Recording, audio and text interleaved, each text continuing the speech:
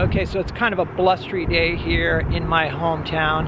I'm gonna do a street scene where I work on some parked cars on the street. This is something that I think most people find really challenging, myself included. So I'm gonna try to reduce them to simple shapes, and we'll see how it goes. All right, so here's the scene I'm looking at. Nothing too exciting, but it does give me the opportunity to paint some cars. And I may also add a distant street on the hills in the background. My usual palette of colors here, using Liquid Original for my medium, and I'm painting on a 14 by 18 inch panel. I was kind of on the fence today about toning the panel, but I think I'm gonna go ahead and tone in burnt sienna as usual, just thinning with odorless mineral spirits, starting out with some simple lines. And I think I want the hills in the background to kind of slope down, even though in reality they're kind of straight across. And then on the right hand side there's kind of a big tree, and then there's some like houses and trees right here, and then of course the cars. That's the basic idea. I think in the distance I'll probably have maybe like a distant road or something. All right, so I usually establish the cars in the foreground first, and I don't get into any specific shapes. I'm just more or less you know, putting like a rectangular or square placeholder. There's a truck over on this side, and I'm going to pay attention to the relative sizes between these two, and then also how they relate to the street. But usually if I can get the first two, then I use those as a reference for the other cars. And then I do the same thing. I'm just doing simple like rectangles or squares for those cars. And this next shape right here is a group of several cars, and I'll just show you what I mean. There's like, you know, they're divided kind of like that, but for now I'm just looking at one shape, and then beyond that there's a group of like say 2 more cars. Then the road starts turning, and there's a smaller one out here like this, something like that. So just looking for, like I said, basic shapes. All right, and then to determine the bottom of this car here, I'm looking, you know, at the relationship to this car here, and I'm seeing that actually the bottom is like right at the midpoint.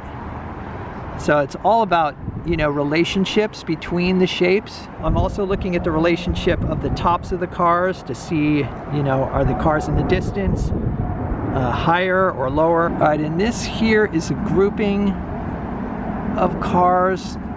It's like a grouping of maybe 3 cars. I'm just gonna put them all together, and then beyond that there's another group of cars. It kind of goes up like this, like that. Kind of lost the shape on this one. There's a little car over there. So that's the arrangement right there. There's kind of a tree over here that might be interesting to add just to break up this line. All right, so with the cars, I'm not going to start with my darkest darks. I'm starting with a mid-tone blue-gray using ultramarine blue, titanium white, and a bit of burnt sienna. I find it's good to start with a mid-tone, and then I can come in later and put my darkest darks and some of the highlights. But I don't want to start looking at all the individual colors at this point, because that will just be overwhelming. Even the lighter cars, I can add, you know, lighter tones later. But this will keep me, you know, just looking at them as simple shapes or simple groupings. And I'm keeping the paint pretty thin so that I can come over it with thicker paint. When you approach cars as shapes, it gets a lot easier. It already looks like cars on the road. And all I have to do is add, you know, some dark underneath and a few highlights. All right, mixing up a pale purple using ultramarine blue, dioxazine purple, titanium white, and a bit of burnt sienna. So this will be my starting color for the hills here. And I'm making it sort of purple to push it back. In reality, it's kind of a gray-green color. I mixed up a dark green using ultramarine blue, alizarin crimson, and cad yellow medium. I'm gonna leave a few little sky holes in there. As usual, squinting and looking for big shapes. There's some hedges down here. And I'm gonna include those, but again, try to keep them simple. Even though I'm including some of the shadow shapes for like tree trunks and other random things, I'm trying to view this whole dark shape over on the right hand side as one unified shape. And I may even kind of include a tree that's out here, kind of a tall thin tree, in, you know, kind of combine that into this shape over here. So I got one shape, two shapes, sky shape, street shape, and then this over here and the cars. Kind of a light area around the sidewalk, but the rest of it is kind of a dark green. And I will come into these shapes and, you know, look for little shifts of value and temperature, but I'm going to try to maintain the overall design. A lot of times you'll do a scrub in and it looks good, and then you start finishing it, and that's where you overwork it and you kind of lose some of the magic of the scrub in. And the reason is because you add detail and you break up the simplicity. So, you know, we've all been there. It's tough. You know, our eyes are drawn to detail, but it does not make for a good painting. At least, you know, if you're trying to paint loose. Depends on what you're after. But I think most of us who are plein air painters are looking to develop a sort of shorthand that allows us to go outdoors and capture the essence of a scene really quickly. And yeah, in order to do that, you need to reduce things to shapes. All right, I'm starting to get some shadow shapes developing on the street, so I want to include some of those.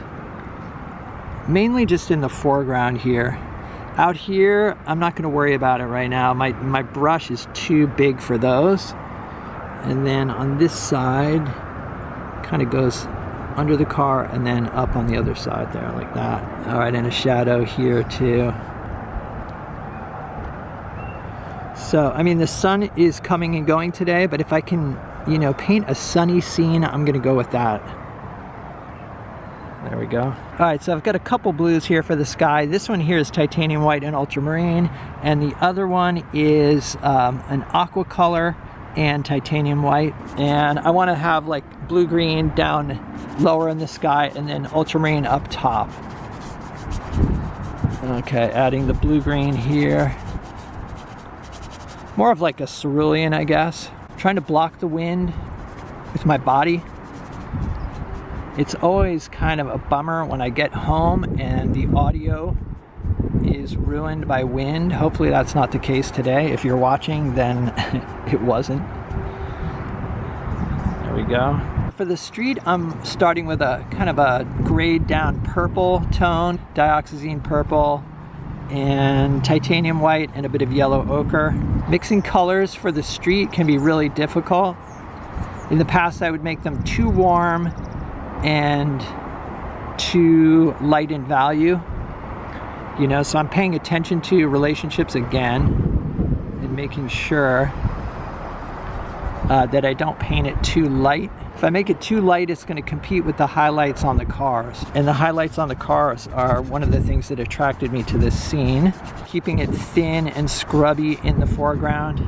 Maybe letting little bits of the underpainting or the tone show through. Clouds are blowing in, wind is picking up. So I'm gonna really keep this, you know, quick. Okay, so there's the scrub in, and at this point, I'm just looking at the arrangement of shapes and trying to decide, you know, whether I like what I see or not. And I do. I like the composition, and I like the patterns of light along here, along the sidewalk. So the key now is to build this up without, you know, without breaking up this design. So we'll see what happens. Primarily, I'm going to work on these cars because that's what I wanted to show you guys, how I go about, you know, approaching cars on the street. So we'll do that next. All right, mixing up a dark using ultramarine blue and burnt sienna. And I'm still using the number 8 natural bristle flat. All right, so obviously this brush is fairly large for the task at hand, but I want to use it as long as I possibly can to keep me, like I said, to keep me out of trouble.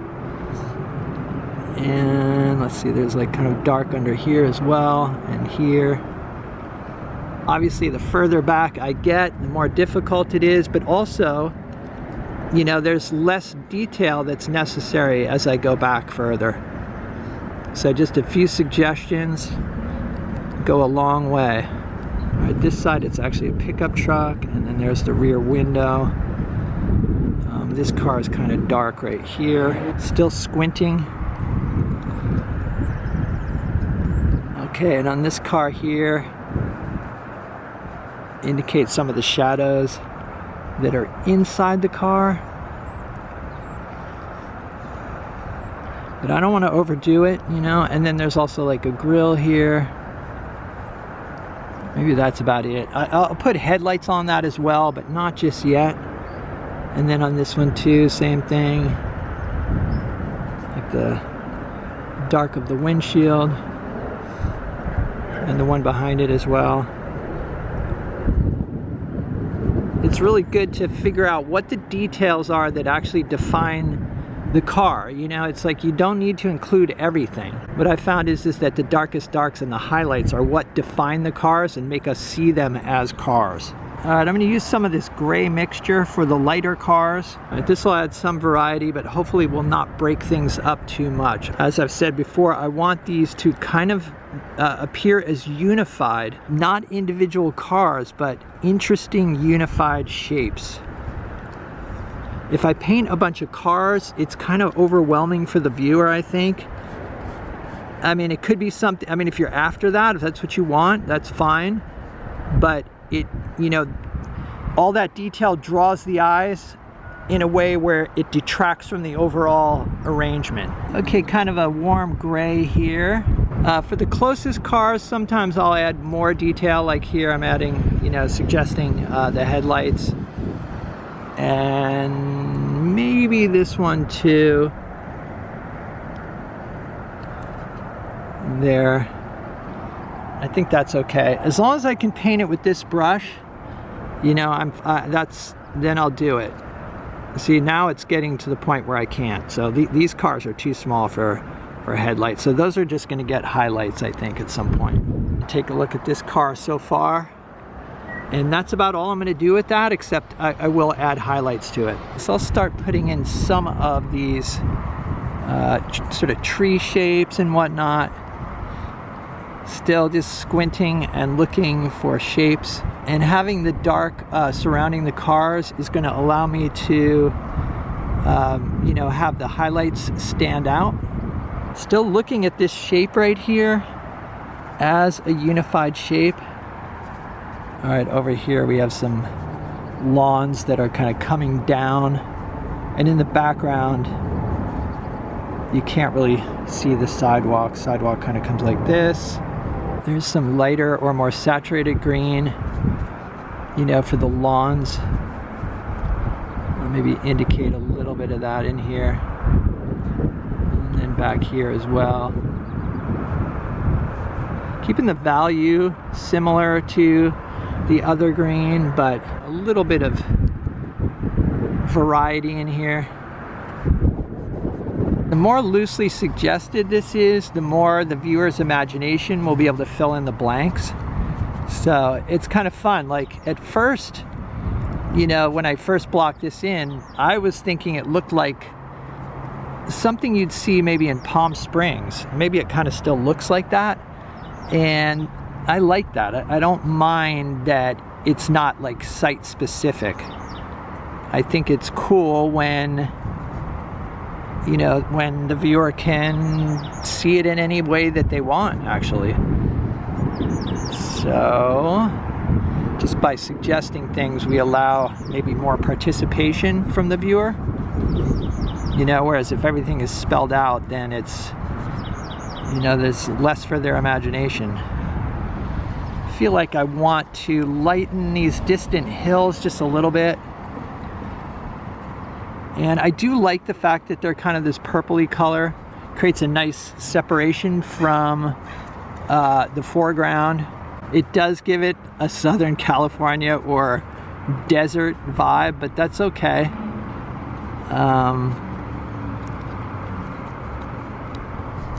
I don't mind that. Trying to scrub in, leaving some visible brushwork. Okay, and I'm feeling like I need a little more definition on the bottom of this tree here. You know, since this tree is in the foreground, I can make it a little bit darker. And so still squinting. And I don't want to go all the way out to the edge. I want to leave some of this lighter edge here.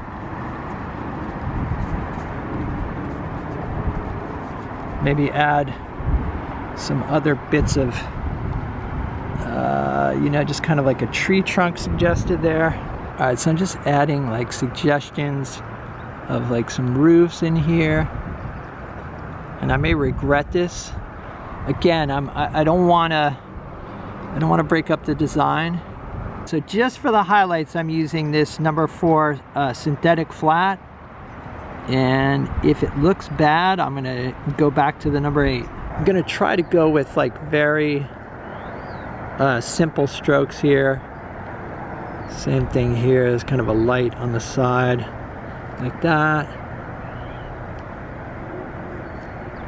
Same thing over here, kind of some light on the top. And I don't want to just go down the line and do all of them.